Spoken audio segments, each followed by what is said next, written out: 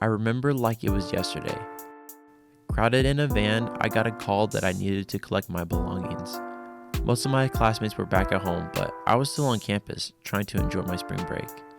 With giving us a week to move out, I knew something was serious.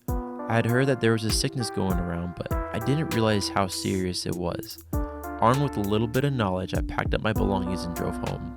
My parents are older, so I decided I wanted to stay in their one-bedroom cabin in the back lot so as to not get them sick, just in case. I remember calling my sister who lived in Chicago, and we talked about this thing called COVID.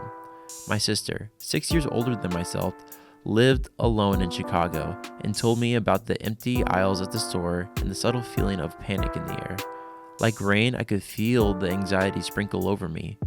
Realizing that my sister needed someone to be with her at this very important time, I packed up my belongings and drove to Chicago. During the 8-hour drive, I couldn't fully grasp what was going on. My heart was in my throat. I listened to podcast after podcast, but with every mile, I felt like I was sinking into the sea.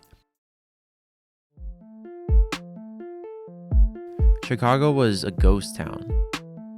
With a 5-lane highway, I was like the only one that I saw besides like maybe 1 or 2 other cars. My sister lived on the north side of Chicago near the Brown Line, in a community made up of Jewish and Asian families. After pulling up and putting the car into park, my sister greeted me with a hug and helped me to bring my belongings inside the house that she was staying in. The house was owned by a Korean family who lived on the first floor.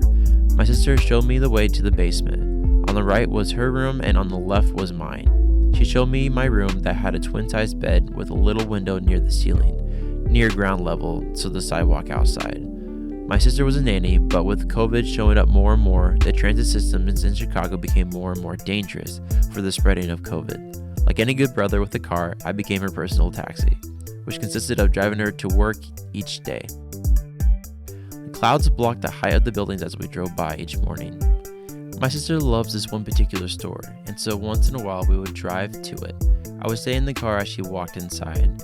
After asking why she liked going in there so much, she explained to me that this was the place that she liked to go to make her feel calm. Something about walking around and seeing the products helped her to feel less anxious. At least that was before COVID. But with the majority of the aisles being cleaned out due to panic shopping, it started to lose its magic. My sister introduced me to a lighthouse off of Lake Michigan, about 10 minutes from her house. Located near an empty college, it became the place where I would go after dropping her off at work.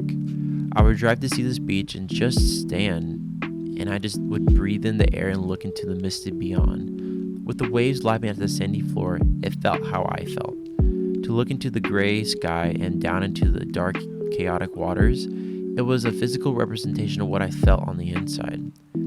I felt like I was drowning in worry and with anxiety, with a dab of isolation holding me down. With no one around, this place somehow made me feel acknowledged. That even though I felt alone, there was something bigger than myself that shadowed what I was going through. As the weeks rolled by, my college was able to set up an online class, and we got to interact with each other through Zoom calls. Me and my friends would have our own Zoom meetings, goofing off and speaking life into each other. My sister and I watched the entire show about this man and tigers, which was super weird. And well, we started this habit of going to Starbucks every day. The chaotic waves began to subside. We stuck it out. As time progressed, I stopped by more and more to the lighthouse, thinking, feeling, and resting. The more I went there, the more the cold weather gave birth to spring. And as time went by, social distancing became a norm, and my sister and I went to art galleries and coffee shops. We even got to go to IKEA, around 30 minutes outside of Chicago. And after a few months, I got to see how busy Chicago could be. Life began to bloom, and the place where I found my peace became full of other people. It was nice to know that this place was known to so many others, and I hope it means as much to them as it does to me. I got to spend good family time with my sister during those months that I was there, and I'm thankful for that. Even now, when I feel the depths of expectations trying to drown me, my mind goes back to this place, the place that made me feel like that I wasn't alone.